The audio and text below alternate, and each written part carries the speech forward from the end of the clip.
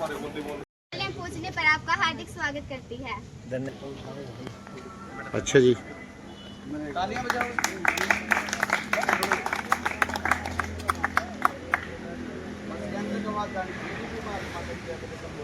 Clap करो, clap करो।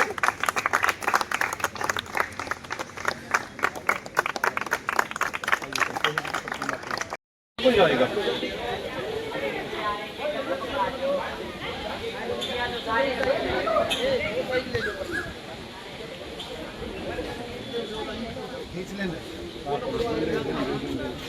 नीचे नहीं रखना। साहस और इनकी हिम्मत।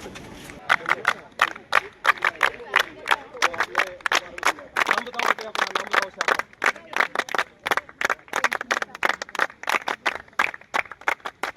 नाम बताओ। शाबाश। गोल्ड है। अंडर 19 में ये गोल्ड नहीं है। वो देश को हराया था नेशनल सेकंड पोजीशन। ये अंडर 17 का गोल्ड है सर। इन्होंने भी पुंडरी को ही हराया है उसमें गोल्ड में। अब खेलते हैं कि हाइट अच्छी निकलती है ना। हाँ जी सर। ये मेरे को उसने मिला। ऊपर उठा लो, उठा लो ऊपर।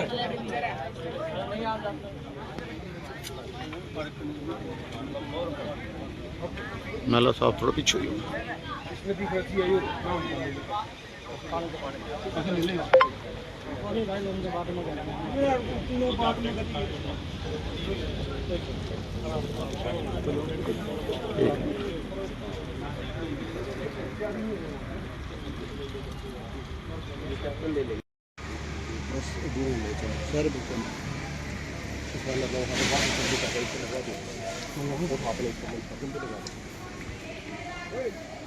अब है ना, आप सभी वहां जाएंगे, असेंबली ग्राउंड में आएंगे सारे, लाइन बढ़ा के।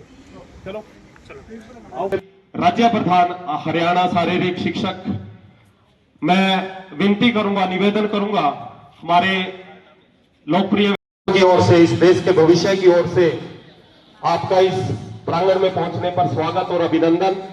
इनके साथ में गांव पबड़ावा के सरपंच श्री कश्मीर सिंह जी, श्री सुरजीत सिंह जी, हमारे पूर्व के प्रधानाचार्य और पीईओ साहब श्री नरसिंह जी।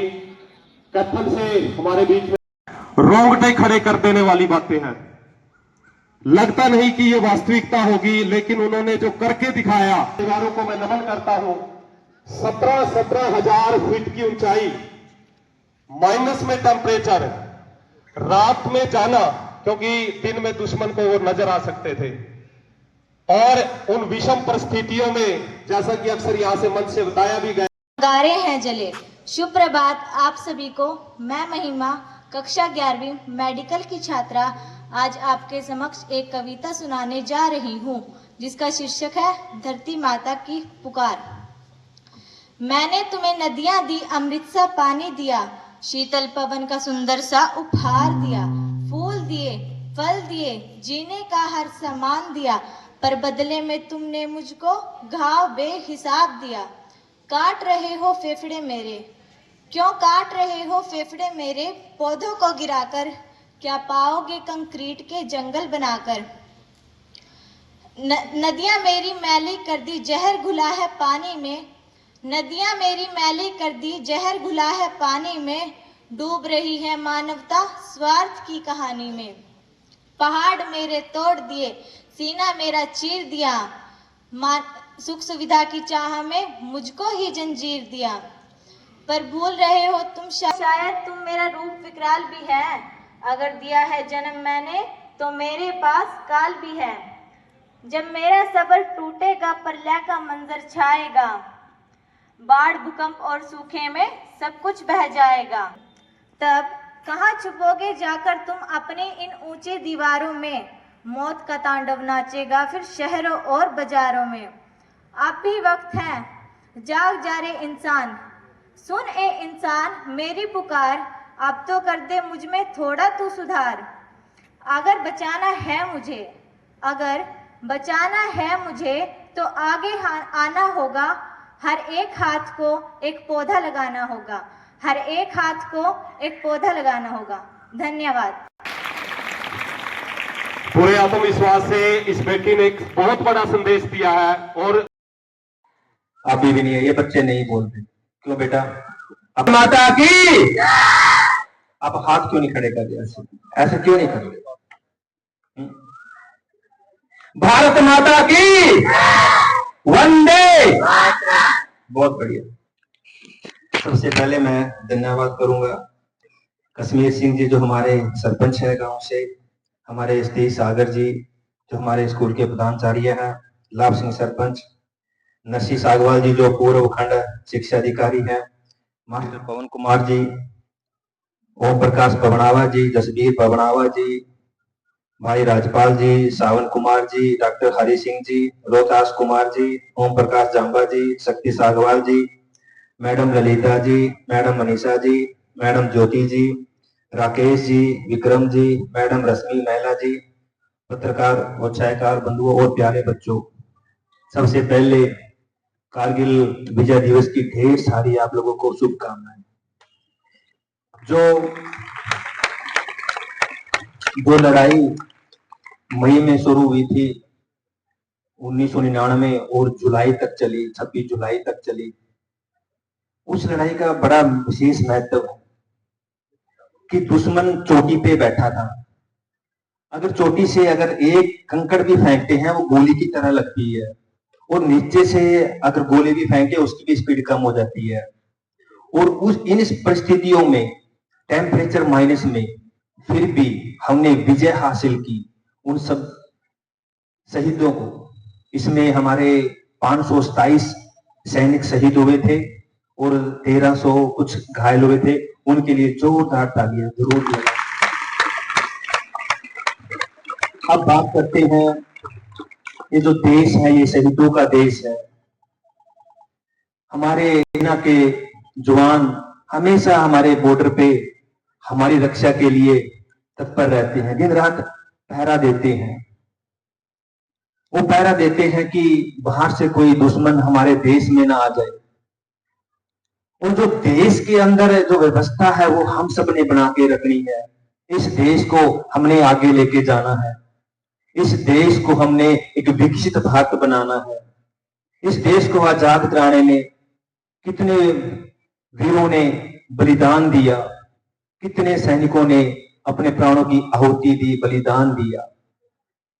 अगर आज वो स्वर्ग में बैठ के सोचते होंगे कि 2047 में पूरे 100 साल हो जाएंगे हमारे देश को आजाद हुए, तो हमारा देश विकसित भारत की ओर जो बढ़ रहा है उसमें हम सबको अपनी आहुति देनी है, अपना योगदान देना है। क्योंकि हम सबकी जिम्मेवारी है कि अपने देश के लिए, ये कोई जरूरी नहीं है कि देश के लिए एमएलए मिनिस्टर या कोई टीचर बनना तो जरूरी है। हम कॉमन मैन भी अपने देश के लिए कुछ ना कुछ योगदान दे सकता है। जैसे बच्चों, ये अपना गांव पवनावा है, हम अपने घर से ही चलते हैं, घर से लेके बात करेंगे।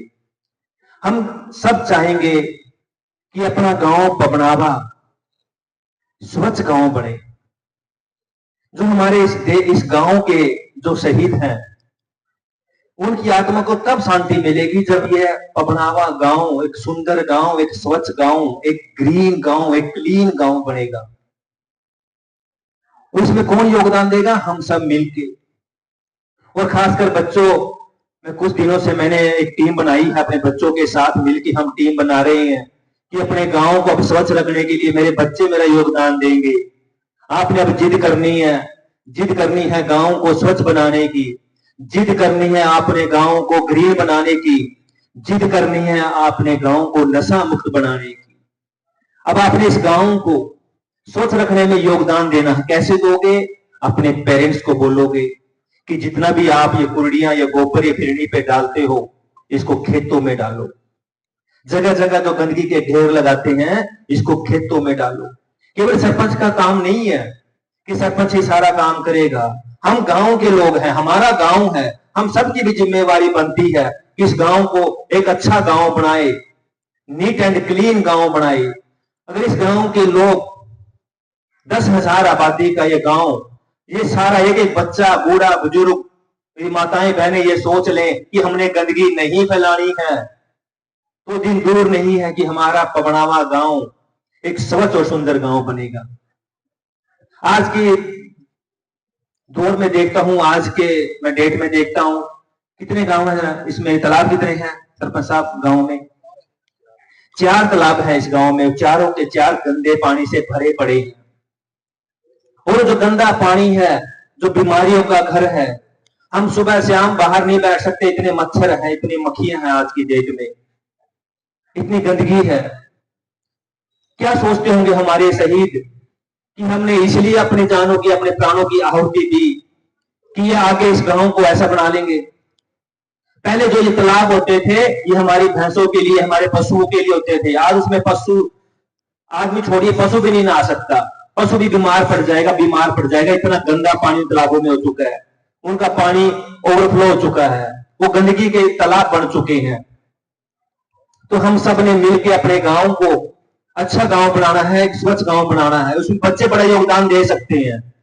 जैसे हम अपने मंदिरों में, धर्मस्थलों में जाते हैं, उसको नीट एंड क्लीन रखते हैं, इवन जान के अपने चप्पल जूते भी बाहर निकालते हैं ताकि वो गंदा ना हो जाए। तो हमने अपने गांव को मंदिर बनाना है, अपने गांव को मंदिर समझ के काम करना है। हमने गंदगी नहीं फैलानी है। अपने स्कूल में आपको लगता है कि कहीं गंदगी है, कहीं कूड़ा है, कहीं करकट है, उसको उठा के डस्टबिन में डालना है। पता चलना चाहिए कोई बाहर का है कि ये पबनावा गांव है, ये सुंदर गांव है। आज की डेट में नहीं है, हमने बनाना है इसको।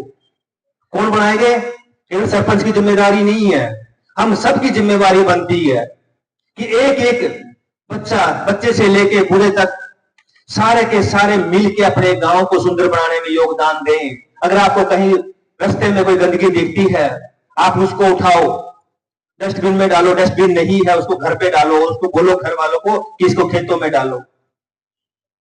ये हमारा गांव है, हम रहते हैं इस गांव में, हमने इसको सुंदर गांव बनाना है। कोई बाहर का नहीं बनाने आएगा इसको, बाहर का तो हमारी बदनामी करेगा कि गंदा गांव है।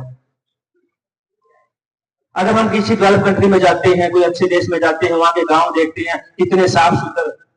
अगर मैं बात करूं स्विट्जरलैंड की, वहां पे इतनी गाय हैं, मतलब दुनिया की सबसे ज्यादा गाय स्विट्जरलैंड में है, लेकिन उनके गांव में एक भी गंदगी का आपको ढेर नहीं दिखाई देगा, क्योंकि उन्होंने एक सिस्टम बनाया होगा कि गांव को गंदा नहीं करना।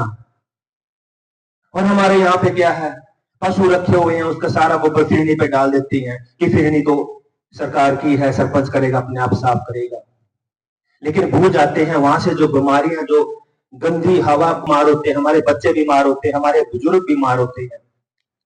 इस बात को कितना लंबा कर लो, लेकिन बात का सिर्फ निचोड़ यही है कि अब जागने की जरूरत है।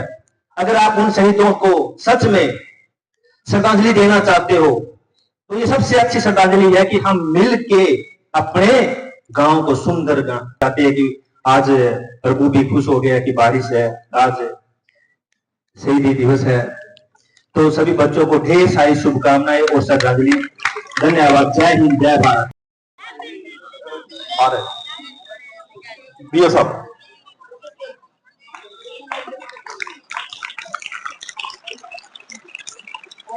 साहब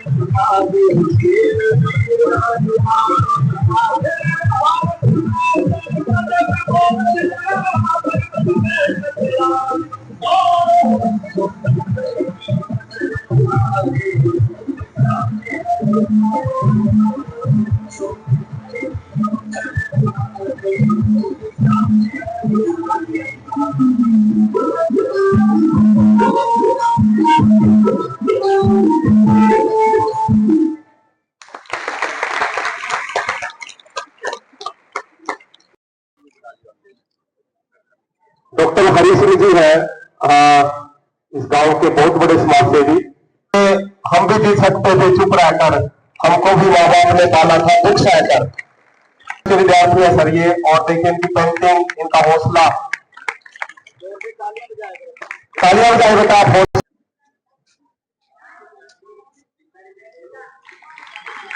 इन बेटियों की पेंटिंग के लिए अपने नेक कमाई से 1100 रुपए की धनराशि दे करके इन बेटियों का, इन छोटी बहनों का हौसला अफजाई कर रहे हैं।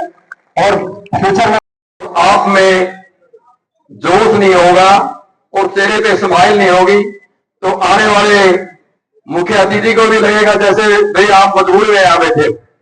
आप दोनों हाथ ऊपर करके 2 जयकारे लगाएंगे। भारत माता की शाबाश बच्चों, बहुत ही सम्मान के योग्य है। युवा विधायक श्री सतपाल जांबा जी, गांव के सरपंच कश्मीर सिंह जी, प्रधानाचार्य श्री सतीश कुमार जी, पूर्व में खंड शिक्षा अधिकारी श्री नरसिंह जी, सम्मानित विधायक जियों के साथ जितने भी सम्मानित साथी आए हैं, गांव के गणमान्य व्यक्ति, सभी स्टाफ सदस्य एवं प्यारे बच्चों, सबसे पहले तो हम विधायक जी अगर जोरदार तालियों से स्वागत करते हैं यहां महोदय पर। और हम जिले में देखते हैं, ज्यादा भाग की तो बात हम नहीं करते, आपने ऐसे ऊर्जावान विधायक मिले हैं, चाहे सफाई का मामला हो, चाहे सड़कों का मामला हो, चाहे गलियों का मामला हो, चाहे नालियों का मामला हो, चाहे स्कूल का मामला हो, चाहे खेलों का मामला हो, अनेकों कार्य ऐसे हैं जो हमारे विधायक जी लगातार एक्टिव रहते हैं। हम विधायक जियों के साथ सोशल मीडिया पे भी जुड़े हुए हैं, हर जगह ये देखते हैं। मैं वैसे ये प्रोटोकॉल तो नहीं बनता कि जब विधायक जी बोल रहे हैं और हम जैसे बाद में बोले, फिर भी आदेश मिले हैं। विधायक जी, हम आपको बताना चाहते हैं, वैसे तो सभी को पता है, पुंडरी हल्के के इंटरनेशनल खिलाड़ी रहे हैं, अभी तो सभी के मुंह में जान लगे, लेकिन वॉलीबॉल का एक विशेष क्रेज रहा है पुंडरी हल्के में।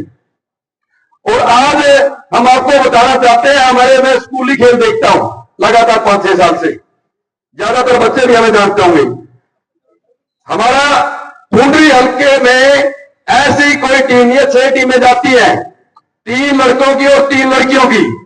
वॉलीबॉल में ऐसा कोई भी साल नहीं है जिसमें नेशनल में कोई पोजीशन है इस पुंडरी हल्के की ना हो। इसके लिए विशेष रूप से मैं तालियां बजाना चाहता हूं आपके लिए। और मैं विधायक जी से अपील करता हूं, जहां लगातार आप हर क्षेत्र में कार्यरत हैं, इन खेलों में विशेष ध्यान दिया जाए। इसके बहुत बड़ा महत्व है खेलों का। आप देखते हो हमारा कोई भी खिलाड़ी नेशनल इंटरनेशनल लेवल पे जाता है, उसका बहुत बड़ा नाम होता है और बहुत मान सम्मान से हम गांव में उसको लाते हैं। खेलों को हमें कम नहीं आंकना चाहिए, क्योंकि मैं खेल से संबंध रखता हूं, इसलिए 2 बात खेलों की कह रहा हूं। और मैं प्यारे बच्चों, आप नशे से, गलत हाथ से बचने के लिए हर बच्चे को, हर इंसान को कोई ना कोई खेल जरूर खेलना चाहिए। क्योंकि जो हमारा समय होता है शाम का, हम स्कूल के बाद आते हैं, खाना पीना खा कर करके 2-3 घंटे पढ़ते हैं, रेस्ट करते हैं, और शाम को जो 5, 6, 7, 8 बजे तक का समय होता है, वो गलत संगत, गलत आदत और नशे की तरफ ले जाता है बच्चों को। यदि हम 2-3 घंटे किसी भी प्लेग्राउंड में लगाएंगे, कोई भी खेल में लगाएंगे, तो मुझे लगता है कोई भी हमारा बच्चा गलत आदत की तरफ नहीं जाएगा। मैं पुनः कारगिल के बारे में तो विधायक जी ने और हमारे पवन जी ने बोल ही दिया, और मैं विधायक जी, इनके संघर्ष की वजह से चलो सारा स्कूल मेहनत करता है, और पवन जी को हमने वॉलीबॉल में अब की बार जिले की कमान दी है। ये हमारे लिए मेरे बस की जो बात थी, क्योंकि लगातार इनकी मेहनत थी। जिले के कन्वीनर ये होंगे, हमारे खेलों में कन्वीनर डिस्ट्रिक्ट का सबसे बड़ा पद होता है, और वॉलीबॉल के कन्वीनर इनको बनाया है। दूसरा कन्वीनर भी वीरेंद्र सिंह पुंडी से ही हमने, क्योंकि वॉलीबॉल यहाँ की है, तो हमारा धर्म बनता है, हमारा कर्म बनता है, जहां लोग काम करें उसी को मान सम्मान मिलना चाहिए। और पिछली बार हम बताना चाहते हैं, पवन जी अपनी हरियाणा की टीम को लेकर भी बॉम्बे गए थे, और उसमें अपने खर्चे पे गए थे, इसके लिए बहुत गर्व की बात करते हैं हम। और प्यारे बच्चे, सरकार ने एक मुहिम चलाई है, एक पेड़ मां के नाम। ये बहुत अच्छी सोच थी, जिन्होंने भी ये प्लान बनाई, उच्च अधिकारियों ने, उच्च नेताओं ने, क्योंकि एक पेड़ यदि हम मां के नाम लगाते हैं तो उसमें हमारे इमोशनल जुड़े होते हैं। जहां भी हम लगाएंगे, हम कोशिश करेंगे। मेरे ख्याल से 1 करोड़ के लगभग 95, 92, 98 लाख के बच्चे हमारे होते हैं, और सरकार हर बच्चे को 1-1 पेड़ देती है। यदि 1 करोड़ में से 1-2 लाख भी वो आगे के लिए हमें तैयार कर लिए, जो समस्या हमें पर्यावरण की, प्रदूषण की हम सहन कर रहे हैं, वो हमारे बीच में नहीं आएगी। इसलिए प्यारे बच्चों, जो पेड़ आप लगाओ उसकी लगातार रखवाली करो, या अपने खेत में लगाओ, या अपने आंगन में लगाओ, या अपनी खिड़नी में लगाओ, या जहां भी आपको खाली जगह लगे, उसके लिए 5 या 10 मिनट हर रोज देना आपने, उसको संभालना है। हर सप्ताह आपने उसकी खुदाई करनी है, हर सप्ताह आपने उसमें पानी देना है। हम भी गांव में रहते हैं, गरीब किसान के बच्चे हैं, हमें पता है जितनी हम मेहनत करते हैं उतनी हमें अंदर से खुशी मिलती है। मैं समस्त ग्राम पंचायत का, विधायक का और स्कूल स्टाफ का और हमारे साथी पवन जी का धन्यवाद करता हूं कि आपने हमें इतने अच्छे माहौल में बुलाया। आप सबका बहुत बहुत धन्यवाद। मंच पर विराजमान सभी सरपंच साहब, रमेश जी, और गांव से आए हुए सभी सम्मानित सज्जन, बच्चों गुड़िया, प्यारे बच्चों, गुड़िया। वैसे तो ये प्रोग्राम हमने रखा था एक पेड़ मां के नाम, और जैसे कि 26 जुलाई को कारगिल दिवस भी होता है, विजय दिवस होता है, तो ये माननीय विधायक जी का हम यहां पर स्वागत करते हैं, हार्दिक अभिनंदन करते हैं कि इतना समय, क्योंकि इनके पास इतना समय होता ही नहीं है, बहुत इनके प्रोग्राम चलते रहते हैं। इतना समय देने के लिए आपका तहे दिल से धन्यवाद। और हम उम्मीद करते हैं कि आप इसी तरह से हमें प्रेम, स्नेह और प्यार से लबालब करते रहें। और इस प्रोग्राम में सहयोग दिया मेरे स्टाफ मेंबर्स, एनएसएस यूनिट के सभी बच्चे और पूरे विद्यालय परिवार की ओर से मेरा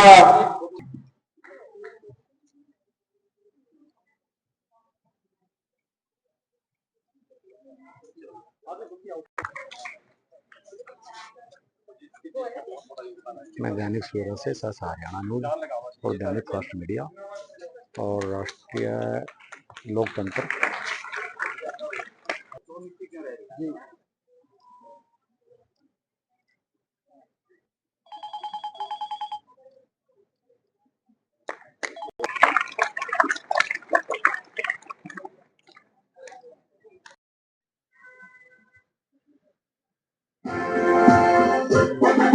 जन गण मन अधिनायक जय, भारत भाग्य विधाता, पंजाब सिंध गुजरात मराठी, द्राविड़ उत्कल गंगा, विंध्य हिमाचल यमुना गंगा, उच्छल जनहितगंगा, तव शुभ नामे जागे, तव शुभ आशीष मांगे, गाहे तव जय गाथा, जन गण मंगल गायक जय, भारत भाग्य विधाता, जय हे जय हे जय हे जय जय।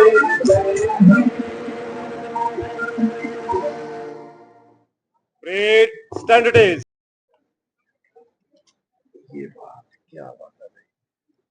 बड़ी है जी।